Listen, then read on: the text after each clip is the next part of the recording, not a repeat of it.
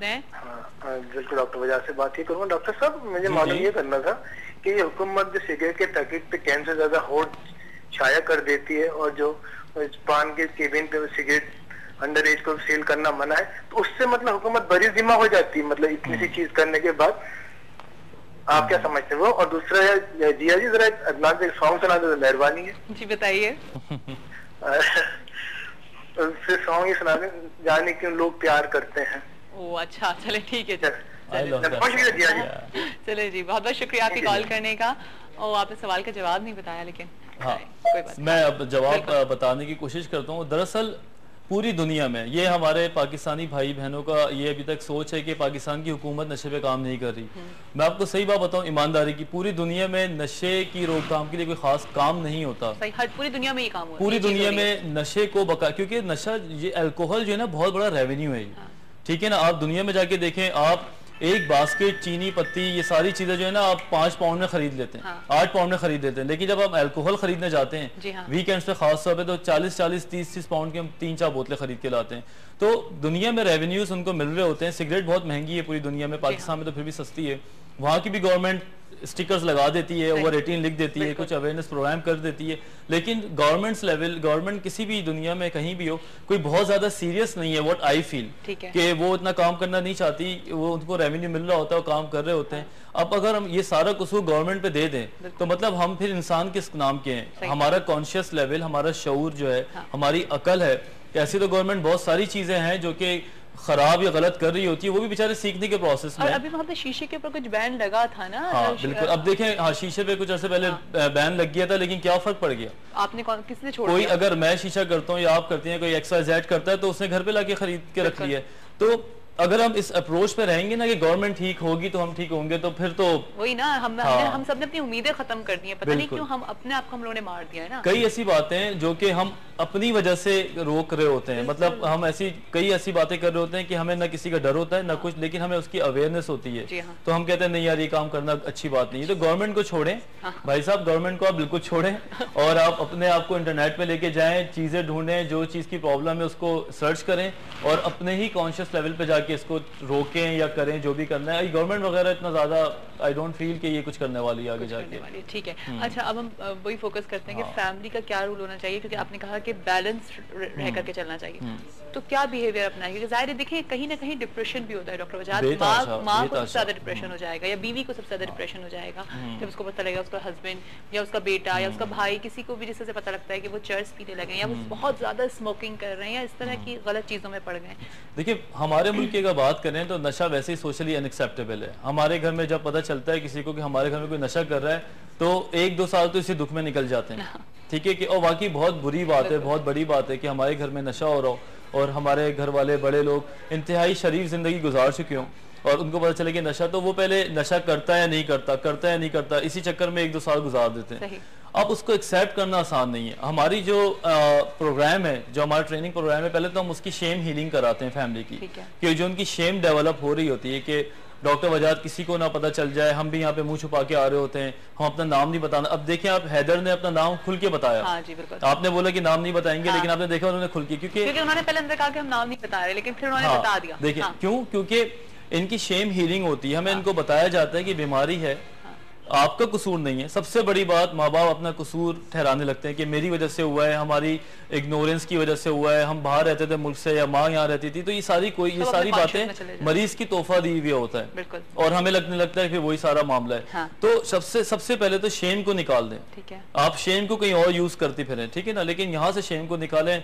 जिस दिन आप में ये असर्टिवनेस आ जाए कि हम अपनी राइट्स को बुनियादी तौर पे बता सकें, अपने 4 करीबी मोहल्ले वालों को या अच्छे रिश्तेदारों को ये बात बता दें कि हमारे घर में ये प्रॉब्लम है और हमें आपसे हेल्प चाहिए। हाँ, बिलीव करें, जब आप जाके खुद किसी को बताते हैं ना तो कोई इतना मजाक नहीं उड़ाता, लेकिन जब उनको खुद से पता चलता है तो ज्यादा मजाक उड़ाया जाता है। वो फिर अच्छा, फिर लोगों को भी होता है कि यार अगर हमें बताते तो तकलीफ होती है कि हम भी तो उनके अपने मामू चचा फूफी इन सबको होता है कि लोग अभी तक यही कि उसको नहीं बताएंगे, इसको नहीं बताएंगे। हालांकि जिया आप यकीन करें, आप भी समझती हैं, मैं भी कराची में रहता हूँ, कि जो बंदा हमारे फैमिली में, हमारे खानदान में, पड़ोस में नशा कर रहा होता है उसको एक बंदा जानता है कि ये नशा ही है ना। अभी कुछ दिन पहले एक लड़का है हमारा, बहुत बड़ा मैगजीन एडिटर है, कुछ पैसे मांगने मुझसे आया, कहता है कि मेरी अम्मी बीमार है, मुझे कोई 15,000 रुपए दे दो। तो वो बहुत सोबर सा लगता है लेकिन है वो अल्कोहलिक। अच्छा। तो मैंने अपने साथी को फोन किया, मैंने कहा ये बंदा जो है ये इतने पैसे मांग रहा है, तो उन्होंने भी मुझे बताया कि ये तो अल्कोहलिक है। मतलब फिर मैंने एक दो से पता किया तो पूरी वो छोटी सी जो इंडस्ट्री है वो मैगजीन वालों की, वो सब जानती है कि ये अल्कोहल लेता है, सबको पता है, और उसको ये लगता है कि किसी को भी नहीं पता।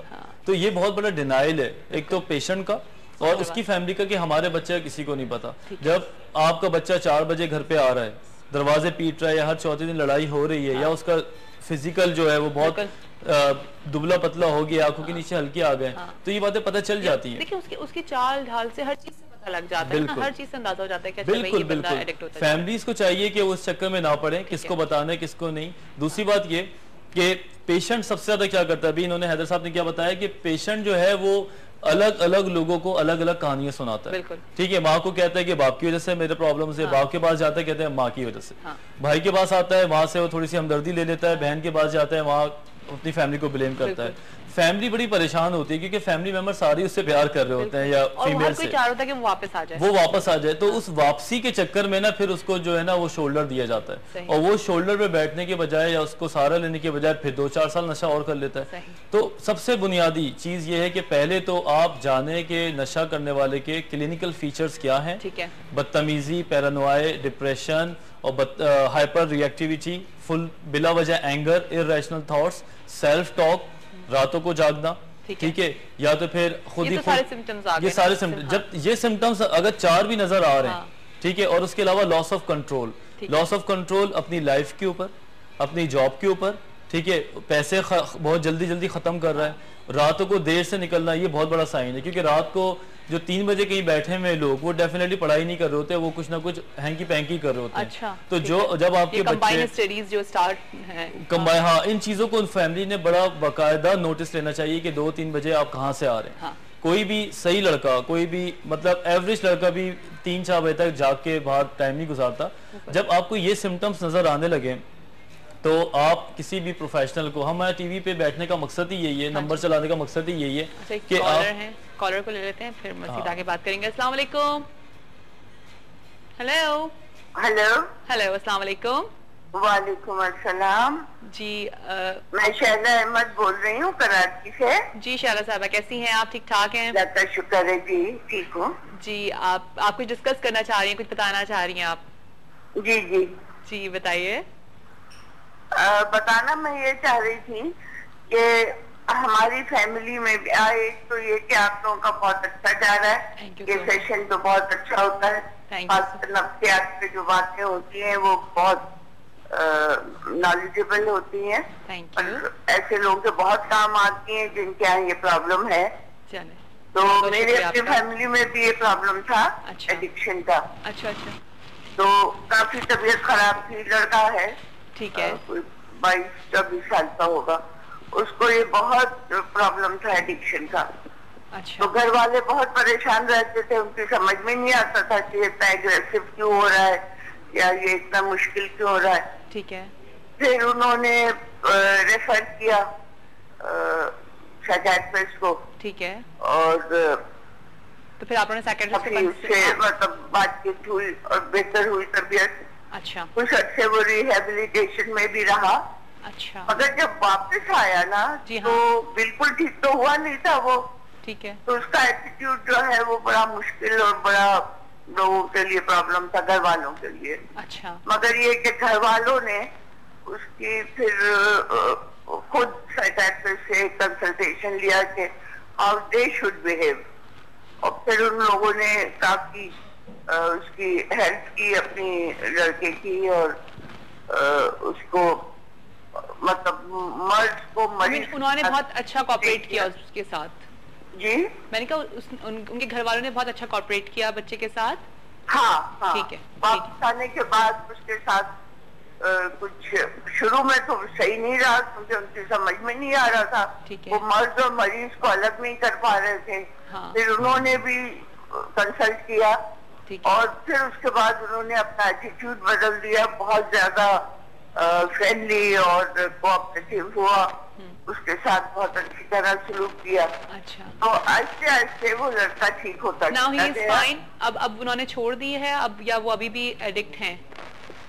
नहीं, अब माशाल्लाह से बिल्कुल ठीक है, वो नॉर्मल हो गए हैं। अच्छा, और फैमिली भी बहुत खुश है।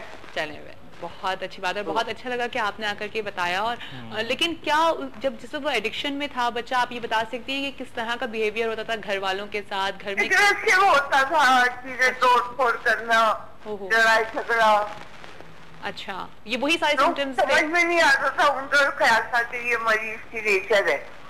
मगर बाद में जब डॉक्टर मशवरे वगैरह किए तो फिर उनको एहसास हुआ कि नहीं, ये मर्ज की वजह से ऐसा कर रहा है। अगर वो एडिक्शन खत्म हो गई उसकी बिल्कुल, तो ये नॉर्मल हो जाएगा। अच्छा, एक चीज मैं आपसे जरूर पूछूंगी कि आप लोगों को पता कैसे चला कि वो बच्चा जो है वो एडिक्ट हो चुका है? वो उसके बिहेवियर से परेशान होकर उन्होंने फिर साइकियाट्रिस्ट को रुजू किया। अच्छा, फिर उसके सेशन से पता चला कि उसका प्रॉब्लम क्या है। ठीक है। फिर कुछ अर्से उसको रिहेबिलिटेशन में रखा। अच्छा, बाहर आया तो बिल्कुल ठीक नहीं हुआ था। ठीक है। तो वो डॉक्टर से फिर कंसल्ट करते रहे दोबारा, और उन्होंने फैमिली सेशंस लिए, फैमिली को एक्सप्लेन किया कि भाई ये मर्ज की वजह से है, मरीज में कोई खराबी नहीं है, ठीक हो जाएगा तो नॉर्मल हो जाएगा। तो फिर ऐसे ही हुआ। अच्छा, अब माशाल्लाह से बिल्कुल ठीक है, नॉर्मल है माशाल्लाह। चलें जी, बहुत बहुत शुक्रिया शायला, आपने कॉल किया और बहुत अच्छा लगा कि आपने अपना एक्सपीरियंस हमें बताया। Thank you so much. Line drop भी हो गई है जी। डॉक्टर वजाद, वही कि फैमिली की सपोर्ट बहुत ज़्यादा थी, फैमिली ने सपोर्ट किया और चले माशाल्लाह उन्होंने तो समझा, उन्होंने उसको फौरन लाइक अप्लाई कर दिया। लेकिन जब उन्होंने कहा कि वो रिहैब में भी रहा और रिहैब से भी रिहैब जाना ज़रूरी होता है, ये कौन से स्टेज पे बच्चा जो है वो रिहैब जाता है, या जो साहब होते हैं जो भी है? देखिए, एडिक्शन और साइकेट्रिक इलनेसेस बहुत सारी हैं, जैसे कि हम 2-3 मैं नाम ले लूँ। स्किज़ोफ्रेनिया है, एक बाइपोलर डिसऑर्डर है, सीवियर डिप्रेशन है, या एडिक्शन है। ठीक है, ऐसा मर्ज जो इंसान के जहन को, नफ्सियात को ख़राब कर दे और जिसकी वजह से वो बदतमीज़ी करना शुरू कर दे, घर में प्रॉब्लम्स करे, या तो फिर सबसे बुनियादी वजह ये कि वो अपनी शऊरी लेवल को खो दे।